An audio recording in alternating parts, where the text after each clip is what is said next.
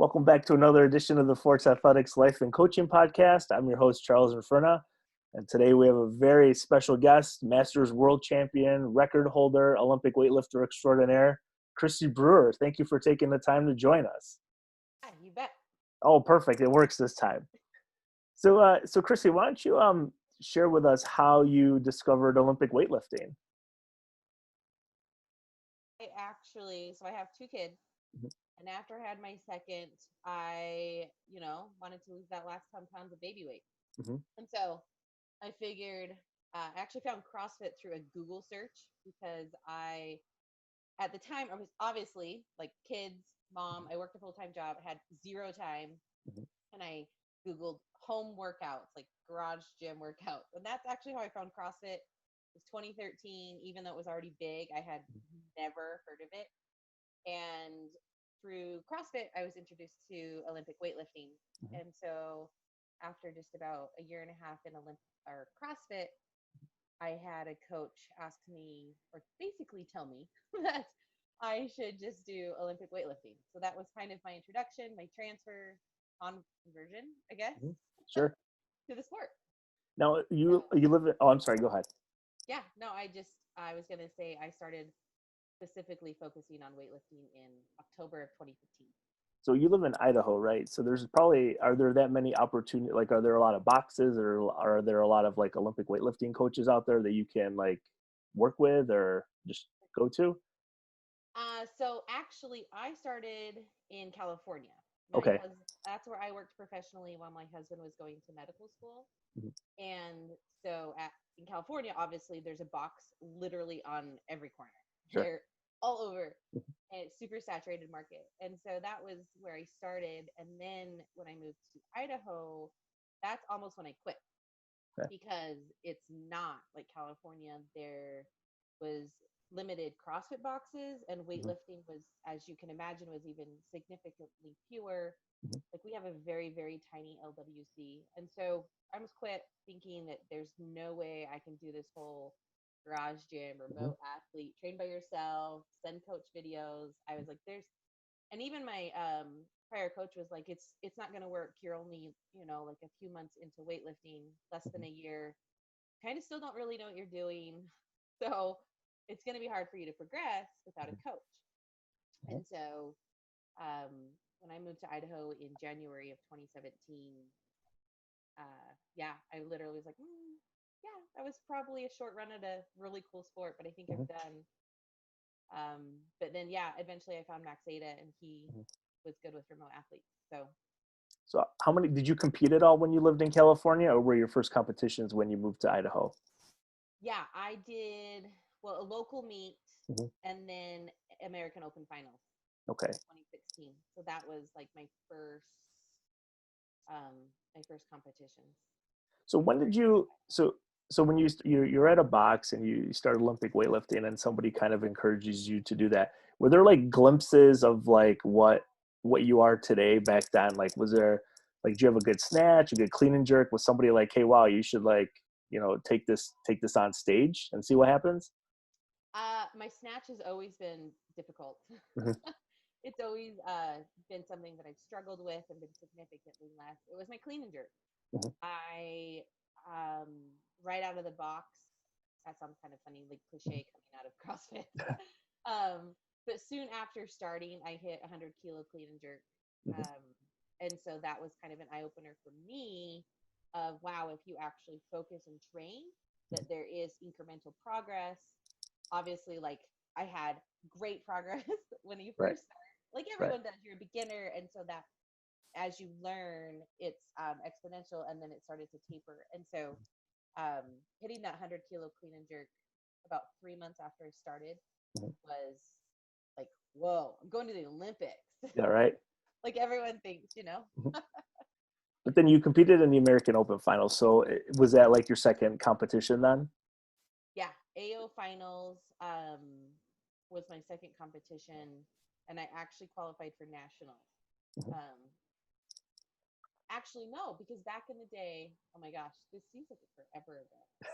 So it was October 2015, and on my last clean and jerk, I hit 171 total, and that qualified me for AO finals and nationals. Yeah, in that first competition. So talk a little bit about that. I mean, like you, like right out of the gate, like you're qualifying for the American Open finals, like, you know, senior nationals. Like, did you ever expect that? I mean, like you've had 2 kids, you just started learning this stuff, and now all of a sudden, hey, I'm qualified for nationals. What goes through your mind when you walk off the stage or the platform and you know, people around you are like you're really good, like you're gonna go compete, you know, at a bigger competition. I at the time I had no idea that I had actually qualified for nationals. Mm-hmm. I didn't know really what they were, to be honest. I was Okay. so clueless. I totally was just lifting um for fun. Like it was just a riot. I loved it. It was about like energy, and so there was pressure to lift a weight, but I didn't know what that weight meant. Okay. If that makes sense. Like I didn't know the whole qualification period. Mm-hmm. I didn't know that there was like, at the time it was just AO finals and nationals. There wasn't a series. Mm-hmm. And so I was just kind of like in euphoria about the whole experience. And it wasn't so much a mental game at that point. And so I really just like, it was an incremental progress. As I did something, I was like, oh wow, I can do this. And so my goals and my dreams have grown as I've grown in the sport. So initially, when you competed at that first AO or American Open finals and things, what were your expectations in regards to? Okay, this is like my second or third competition. Like I'm on a really big platform where people train for a long time. I've been training. It sounds like maybe like less than a year, like a year, Yeah, something like that. like 4 months. So you train, which is that. I mean, that's a whole nother podcast right there. Like training for 4 months and like becoming like immediately like a world class athlete. But like when you approach the competition, like what were your expectations leading up to that? Was it just, you know, like see what happens, like see if I can increase my total? Oh, like did you know Yeah. about like masters? Like at that, like I hate using the term masters because I Yeah. don't know, we're like the same age. Like I don't feel like a master, but like Right. I think it's just a number, right? it's just a number, yeah. But like, did you like? We'll talk a little bit about that. So walking into my first national competition, which was AO finals, literally my thought was just don't bomb out. Mm-hmm. Sure. That was kind of the biggest goal, don't bomb out and have fun. Mm-hmm. And so, because it was just such, like, that was huge. Being at a little local meet Mm-hmm. is so different than a national meet. Just the people, I was so just like, it was so cool. It was so cool to see people from all over. You know, like you all of a sudden see all these Instagram people, and that was crazy. It was and so for me, it was just trying to soak in the experience, as well as I had so many questions. Like I didn't understand the down signal at my first competition. I didn't understand like the timing and the clock, like all of that stuff was all so different with all the people. And so I didn't really have, I would say, a big goal when I first started. It was just more enjoying the experience. Um, and then, yeah, like as a master's athlete, I actually was a master's athlete right when I started. I've been a master's athlete since day one. Sure. And so, but I didn't understand how it worked. I didn't understand there was like different categories. I didn't understand there was different competitions. And so, as I got into it, it started to make sense, but it was so overwhelming to me at the beginning. So I just went and lifted, and that was it. So you went lifted, and then you, your family, you moved to Idaho, and then you think it's like the dream is over. So how did you come in contact with Max, and how did you join that team? Yeah. So I moved to Idaho in January. And at that time, I had already registered and was training to compete in New Zealand at the Masters World Games. And that was in April of 2017. So I was already in the process with my former coach. And when I moved, I was like, oh, this is not going to go well. Like, but I really want to go to New Zealand. Like, it's New Zealand. Right. And so I just started reaching out to friends, because at this time I had, some people in the community that I knew. And so I was like, hey, can you coach me? I don't know how to count. I'm not going to count for myself. And so when we were in New Zealand, John Pack, JP, was a former teammate, and he coached me in New Zealand. And so he had made, and still to this day, one of the biggest influential comments in my career, when he said, look, because I was freaking out. I was freaking out that I didn't have my coach there.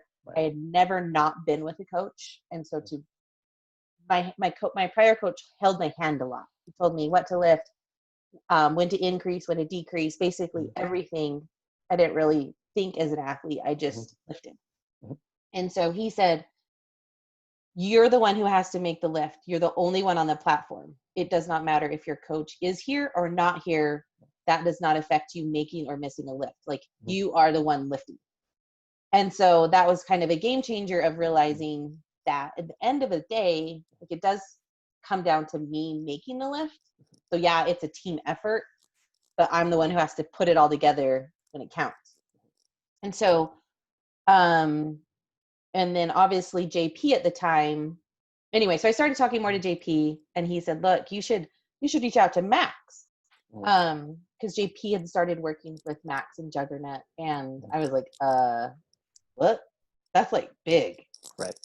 I'm not ready and not there. Like, I just thought there's no way. Like, I'm not good yet, you know? And so I just didn't have that. I felt like that imposter syndrome. Like, I hadn't reached that status yet. Like, how do we even talk to Max? Like, Max doesn't know who I am. Juggernaut doesn't know who I am. Right. And so Max happened to be in New Zealand. And so I totally stalked Max in New Zealand. Sure. And I was like, hey, so we need to talk. And that was my introduction to Max. And then a few months later, we had jumped on a phone call. And yeah, that's kind of really how it all connected. And we went from there. So competing in New Zealand, you still hadn't realized that you were good? Like, I just like trying to like pieces. Well, like, because I've asked everybody, like, when did you realize you were good, or like when did you kind of had that idea? I mean, like I've looked at the standards for qualifying for masters. Like, it's not as easy as maybe people might realize. Well, I'll just go train for 4 months and I'll go show up and I'll win a national championship and go compete at the World Cup or New Zealand or things. So even though you were there on the platform with other people competing, it still didn't like click that. You know what I mean? Because you have kind of like a bigger social media following. Like, people, look to you. Like, I think that's really cool. Like, because if you're lifting, I'm like, well, I have one more child. I should be able to lift too, right? Like, I can do it. Like, if you're doing it, I can do it. So, like, what is it like? I don't know. I guess that's like a whole bunch of different questions that I just threw out there. But like, when did you realize, like, okay, I talked to Max. Like, we had this phone call, like, maybe I can take it to the next level. Like, what were your expectations with that? Like, cause he's one of the premier coaches in the country, in the world. Like, what were your goals then? If you're going to talk to him and like, wow, now I've made it. Like, what were you expecting there? So I really wasn't knowing what to expect. I definitely did not expect to be like on Team Juggernaut, one of their sponsored athletes like that. I was just wanting, to be honest, just some coaching and some guidance. And so I was ecstatic that he was obviously willing to take a chance on me. He didn't really know who I was at that time. And that was, which is crazy. It's like 3 years ago, 2.5 years ago. I started with Juggernaut in July of 2017. And so if we go back, rewind a little bit, I started in October of 2015. And then that following year, 2016, I did Pan Ams. And so less than a year into weightlifting, I had broken 3 or 4 world records. Right. We didn't get there yet. Yeah. at Puerto Rico, Pan Ams. And so that was my like, wow, in the sense of the masters community. This is really cool. And that I'm good at as a masters athlete.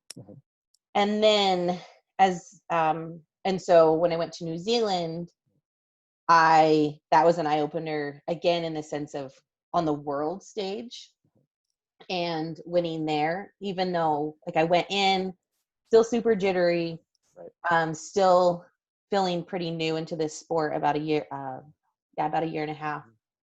And so when I started working with Max, I don't even remember if I was in the A session yet in the open division.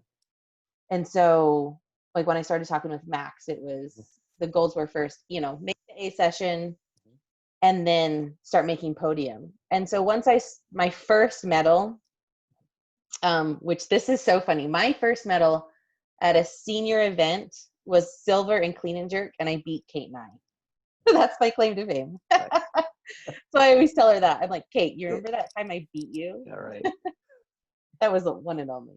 But that was, I think, one of the biggest eye openers when I got my first medal in the open division, that I could hang with these kids, and that really I can't just hang with them, but I can do this. And it just gave me more motivation to train and focus and put it more of a priority, because at the end of the day, it's a lot of time. Right. So. And I mean, your garage gym rivals most gyms up here in Western New York. Like, I'm not going to lie. Like, I was showing my kids, he's going to be 7 in June. And oh, nice. Anytime I talk to people, I'm like, oh, this is who Daddy's going to talk to. And he's like, oh, Daddy, like her plates are different colors than the ones you lift in the garage. And I'm like, yeah, she's like really, really good. So we'll pull up like YouTube videos and go through the whole thing. But you're managing that, traveling to Pan Am's, going to New Zealand. Like, you have kids, like you have a family. Like, how, like, usually this comes like maybe towards the end, but since we're talking about it, like, how do you do that? Like, how do you prioritize? I need to get my sessions, and because sometimes you don't, and I appreciate your honesty on social media. Like, hey, I just life happens, but how do you like deal with that? Like, how do you? Well, I'll just get the snatch workout in tomorrow. Like, it's no big deal. Like, does Max like understand that? Like, having kids, like young kids, like just that life stuff. Yeah. So this was a huge game changer in the sense of realizing that it's a process orientation. So that, yes, while every training matters and that you should try your best to get it in the long run, 1 session, 2 sessions, even a week is not going to make that big of a difference. Right. If you're training consistently over time. Like, it's the same with nutrition. It's the same with life. I mean, it's really just a goal thing of, in the big picture, are you putting in the time? And so, because there's times where, like, the kids, it's just like, it's not happening. Right. Like, this whole quarantine thing is, ugh, it's really throwing it for a loop. But realizing that it's okay. And also, even if, not per se you miss a session, but if you have a bad session, that all of a sudden you're not like a bad lifter, and it didn't all go out the door. It just happens to be either a day or a moment, and just to train through it. So understanding that it's definitely more of a process, a long-term process, and putting in the work. So for somebody who, like, for maybe like the younger kids who are going to watch this, that like, I coach college athletes and throwing, and when we talk about goal setting, like, sometimes it's unrealistic, and I've learned over time to like kind of bring them back to reality a little bit. But like, how, like, if you're gonna, like, what's your message then for like younger athletes? Because they might hear this and be like, well, yeah, Kristi did it in 4 months, like I can do it too.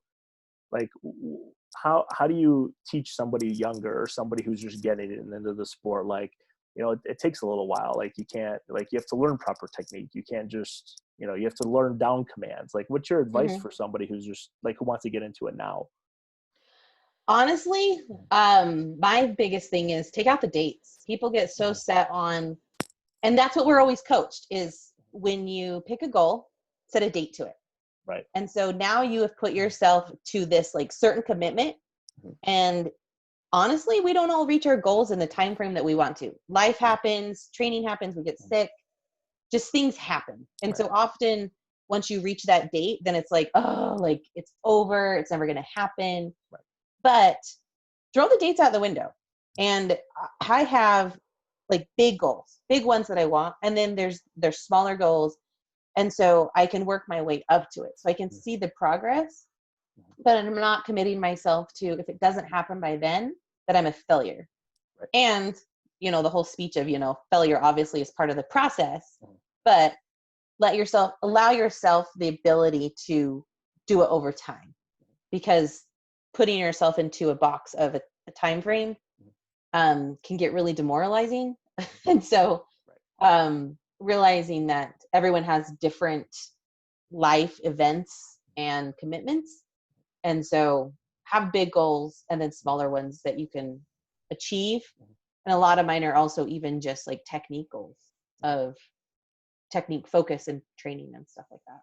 So do you spend a lot of time with Max talking about that? Like, I mean, you come off New Zealand, like you're world champion and you're still relatively young in the sport, right? So even though chronologically, you know, you're a little older, like you only have like 2 years of training up until this point. I'm still a baby. You are still a baby, right? And it's like, so how do you take that into consideration then of, you know, even though, you know, we're not like in our early 20s anymore where you can just go, you know, 15 sessions a week and just crank them out and you're fine. Like, yeah, are you a little bit more thoughtful, like a little bit more mindful of that of, okay, I might need to space these out a little bit, like just my recovery, or like how, you know, how do you work that out with Max? Yeah, we talked more in the beginning when we were trying to get to know each other, him, me, that relationship, how I trained, how I reacted. And now we don't talk as frequently. We send, you know, videos and text messages because now he kind of understands how I respond. But for me, the training, oh my gosh, I lost my train of thought. Sorry. What was your question? I just like how, like with your goal setting process, because you're so young in the sport, like how much like does Max, like what's his input in regards to, like, let's say, I don't know, you want to, you know, clean 150, right? So like, is that like, does he say, well, you know, Kristi, maybe let's bring it down to 130, 125? Like how, like what's the give and take with your, like what you want to accomplish and him as a coach of, you know, we don't want to get too far ahead of ourselves. Like how, like, is it like 50-50 or is it, you know what, Max, no, I'm just going to hit these numbers eventually. Like, how does that work? That's what I was trying to get at. Yeah. I think that there is, so, and he's mentioned that there's almost two kind of, not necessarily two kind of athletes, but there's a difference between like female athletes and male athletes, and females tend to hold themselves back, and that will set lower goals for what we're capable of, where and I'm totally stereotyping and generalizing, so don't get offended, people. You know, where males will be like, they'll have per se like a crappy lift and they'll be like, oh my gosh, PR totally counts, you know. And so there's just even just this opposite end of the spectrum where I tend to be a perfectionist, and so for me, my goals are attainable per se. Like they stretch me and they scare me, but I know I can do it. And then Max is a lot of the same of, we talk a lot of competitions and numbers per se of what do we need to hit. And then for me, you know, like what records and stuff do I want to set? So oh, I'm sorry, go ahead. No, that was it. No, that's my next question. So you start training with Max and this is in 2017. So now like your career, like, I mean, you take over the world for the most part. Like, can you talk a little?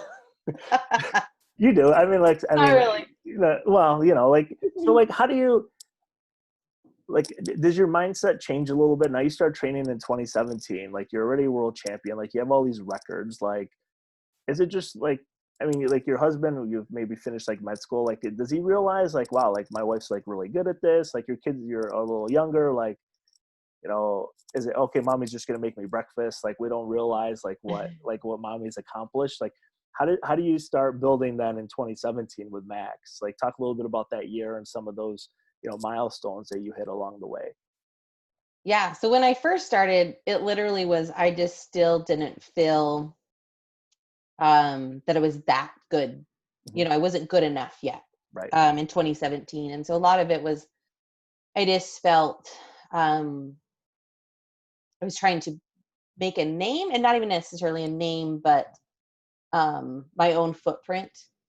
And so a lot of training was just focusing on technique. I was so young into the sport, a year and a half. And so I didn't know even some of the movements in the sense of like snatch hang below the knee and snatch pop, you know, all those like funky terms and programming. And so just a kid trying to learn. and I didn't feel per se the pressure of making teams or records from them. All of that was per se pressure on me. And you kind of take it as it goes. I didn't have the same goals I have now as I did in 2017 because I wasn't the athlete I am now. And so my goals are becoming bigger as I get better. And then per se from the family standpoint, so when I trained in California, I literally I worked full time, which was more like 70 to 80 hours a week because I was an accountant in public accounting. And my kids were tiny, like tiny babies. And so I didn't train as much as I did now. When we moved to California or moved to Idaho, my husband had graduated and I said, holy smokes, I need a break. I'm so burnt out from corporate America. Right. And then my youngest, being autistic, is in a ton of therapies. We will even peak up to about 20 hours a week of therapy. And so I wanted my job to be a mom and the therapy person. And so I don't work full time. I just work from home now, and he works. That allows me to train more when they were in school. We definitely miss school. And so they're just kind of in a transition of roles that have allowed me to be more at home with them. And so, yeah, my career and per se in weightlifting and in life have evolved. Sure.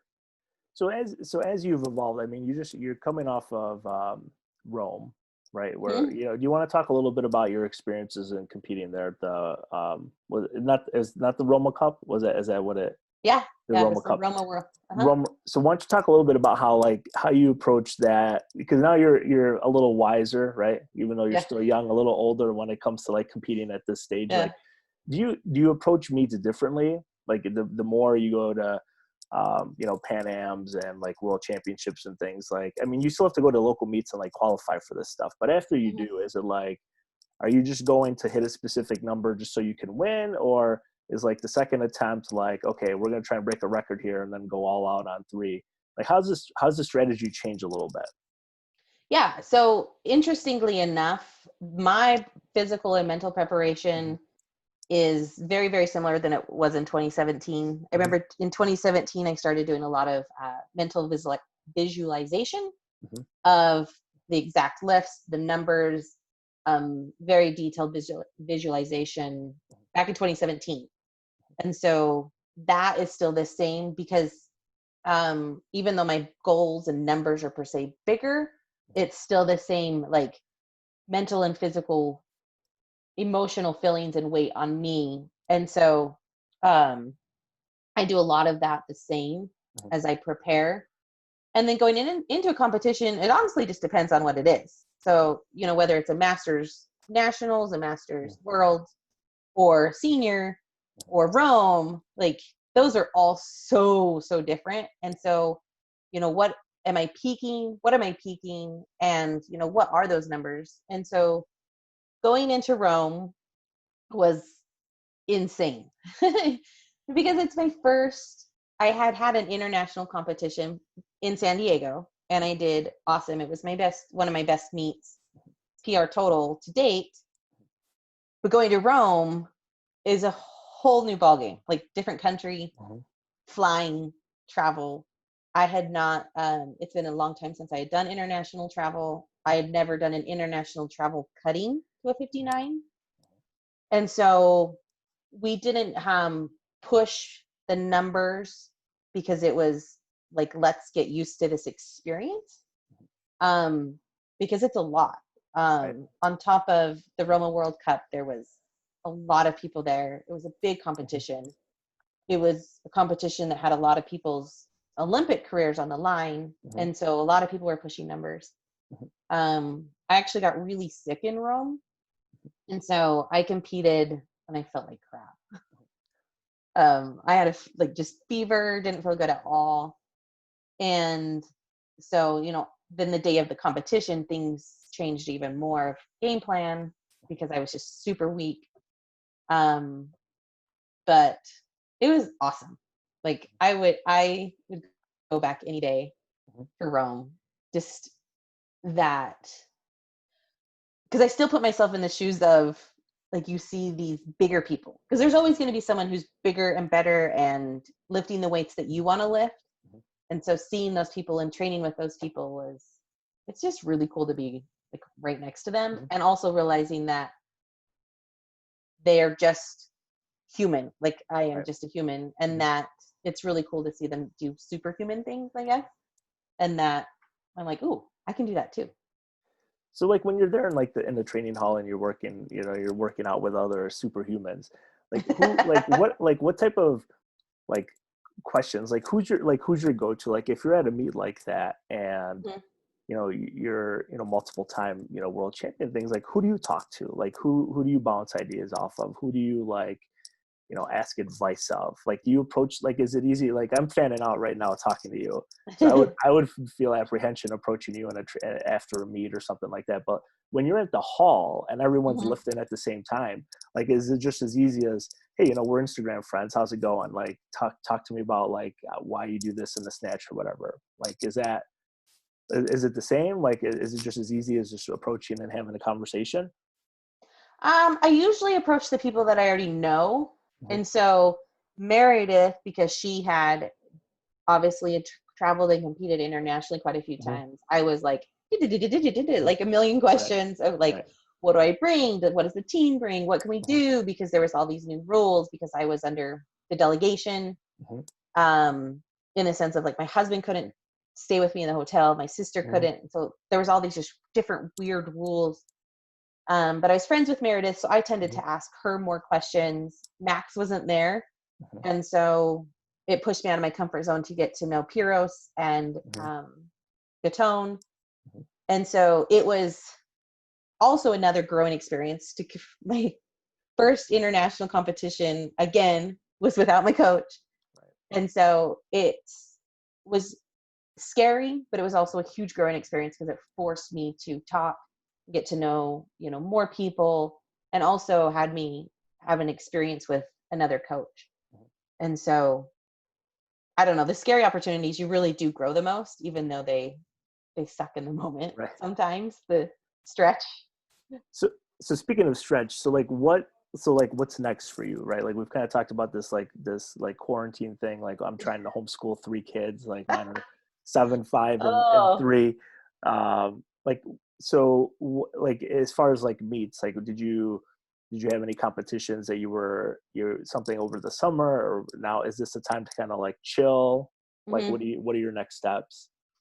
So honestly, I don't think anyone knows what the next steps are, because USAW is still trying to figure it all out. Right.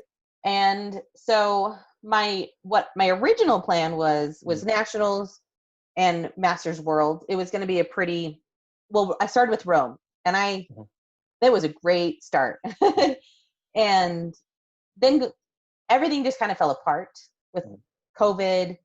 And so now I'm just kind of in limbo, to be honest, in the sense of right now is I'm not lifting nearly as competitively, a lot of just maintenance. I'm lifting only 3-4 days a week just to stay kind of in shape. And then a lot of my focus right now is the kids, and that we're taking some time, because they're struggling. Like it's, it's not just school for them, but it's everything else of, hey, you can't talk to your friends, you can't see your friends. And that wears on them, wears on all of us. And so training right now is pretty chill. And then if nationals comes, that's kind of what once really they go back to school in the fall, that's when I'll kind of get back into the swing of training. And so nationals for sure, if that comes back in December, potentially Masters Worlds in September. But I don't know. I don't know if September is going to happen. But I want to, because it's my last baby year as a master. Baby years as a master. You graduate up. I graduate to 40. Holy moly. But then you're the youngest in that age group too then, right? So it's not like that bad, I guess. Yeah. I know, it sounds so weird that's like masters, like you're 40. I know, like 40. Yeah. No, I still feel like a kid. So, well, I don't want to like take up too much more of your time, Kristi. I appreciate, this and you sharing your experiences. Is there like I know you have like other endeavors that you pursue. Like, is that stuff that you want to share? Like, as far as like your like businesses and things. Like, you Yeah. have, yep. So I mentioned that my daughter's autistic, my youngest one. And so when we moved to Idaho, it was a huge game changer, not game changer, isn't necessarily the word, but a eye opener of being in a community where they didn't know her and she started getting bullied and just, being called weird and being unaccepted. And it was that was hard. On top of me, it's not typical for a older woman with kids to weightlift competitively. And like, we don't necessarily have this normal life. It's very different. And so when all these things were kind of happening, I started this company called AYA. And say AU stands for autism, and the YA is for positivity. And so we just really wanted to create this company that not inspires, as just celebrates this whole message of that everyone's unique, everyone is different, and the reality that's cool. You can say hi. How's it going? Just getting her homework. And so, and that's the basis when it comes down to it is we all have different goals. We all have different skills and strategies and talents, and whether those are internal or external, we're all different, and that we shouldn't discriminate against someone just because they don't do something or look the way we think is acceptable. And so, yeah, I do that on the side, too, because it just rings really true to my home, especially with Kalea being autistic. So, yeah. Well, thanks, Kristi, for your time. Like I said, I just appreciate everything and you taking the time to do this today. Thanks. Thank you. All right. Take care. Bye. Bye.